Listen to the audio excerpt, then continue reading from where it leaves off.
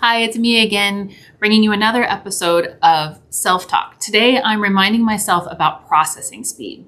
So processing speed is the amount of time that it takes for our brains to take in information, attach meaning to it, and do something with it.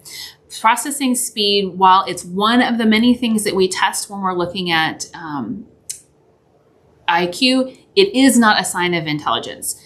Kiddos can have low processing speeds and high intelligence. Many people who have done amazing things have slow processing speeds. So how do we get processing speed? Well, that's actually one of those things that no one agrees on. Some people think that you're born with it. It's a matter of genes, and what you get is what you get. Some people think it has to do with the neurons themselves and how they're made. So we have what's called myelin on the outside of our neurons, and that myelin, the thicker it is, the more myelination we have, is connected to higher processing speeds. And that can change over the years.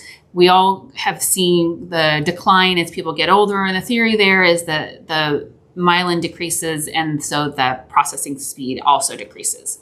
Another theory is that it has to do with the chemicals in our brain. So we have chemicals like dopamine, serotonin, oxytocin that help information move around in our brain. So the neurons themselves need that chemical to transfer the information to the next neuron to make that processing speed happen. What everyone agrees with is it can be built. It's just like any other muscle, any other process in our brain. The more we practice it, the better we get at it. So what does processing speed or weak processing speed look like in the classroom or even at home? I know that as a parent, I've experienced this. You say, get your shoes on, and nothing happens. Now, sometimes it's because they're engrossed in whatever they're doing. Sometimes it's because they didn't process those words. So they heard words come in, but it took longer to attach meaning to them. Those individual words I said, get your shoes on, and then what I need to do in order to make that happen. So when I say, get your shoes on, and nothing happens, and 5 seconds later I say, get your shoes on in a firmer voice, I've started the process all over again. So that's one thing to be aware of in the classroom, is that when we're giving directions, when we say them multiple times, those kiddos who have slow processing speeds start that process all over again. What can you do to help with that? Write it down. Visuals are always the best option, because then we don't have to worry about kids who can't read the words. We can put visuals of what we're expecting.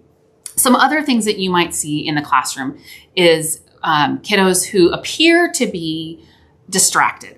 Sometimes they are, sometimes it's that slow processing speed. It's taking them longer to get that information attached to meaning in order to make a decision to do something about it. Other things that kids with slower processing speed struggle with is copying down information. So if we think back to working memory, they have to now attach meaning and now do something. And if we're using up all of our working memory to do something, the copy down information, we're losing the rest of what's happening in the classroom.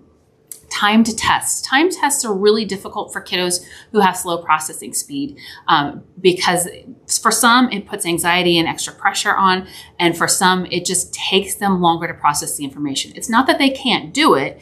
The timer itself is the barrier to being able to show that they can do it. Other things that can be impacted as social situations. Kids with slow processing speed often have a hard time following conversations, and they miss social cues. Flexible thinking is also often impacted by slow processing speed. Processing speed is not actually an executive function, but it absolutely impacts many of the executive functions that we expect to see in the classroom. So what do we do about this? Well, one of the things that we can do is practicing wait time. And an example of that would be to set up a culture in your classroom where when you ask a question, there's a moment of silence and a time for everyone to think. And this is something that we would practice. You could say, whatever your question is, and say, I'm going to set a timer for 30 seconds, give everyone 30 seconds. I don't want to see any hands raised. When the timer goes off, then you can let me know. This gives those kiddos who have a harder time processing that information at least a chance at being able to keep up with the conversation.